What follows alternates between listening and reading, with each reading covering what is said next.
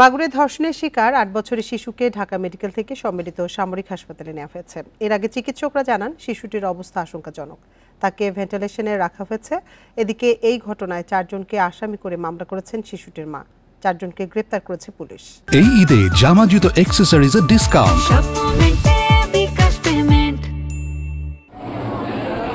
ধর্ষণের শিকার মাগুরার শিশুকে ঢাকা মেডিকেল কলেজ হাসপাতালে আনা হয় বৃহস্পতিবার। সেদিন থেকেই তাকে আইসিইউতে রাখা হয়। চিকিৎসকরা জানান ২ দিনেও তার জ্ঞান ফেরেনি। বাচ্চাটার পরিস্থিতি এখন আসলে একটু খারাপের দিকেই।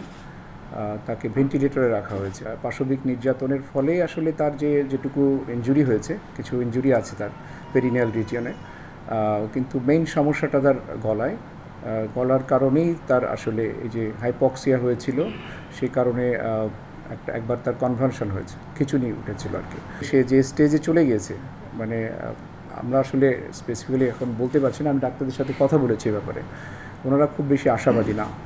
শিশুটির যথাযথ চিকিৎসা ও অপরাধীর কঠোর বিচারের দাবি জানান মা। একটাই দাবি চাচ্ছি যে আমার মনে যে শাস্তি দিয়ে এই জঘন্য কাজ করেছে, এই শাস্তির বিচার চাই। আমার কথা যে তাকে একবারে ফাঁসি দিয়ে দিক, যাতে আর কোনো মা বোনের দিকে এরম চোখ তুলে না থাকে। শিশুটির খোঁজ নিতে ঢাকা মেডিকেলে যান বিএনপির স্থায়ী কমিটির সদস্য সেলিমা রহমান।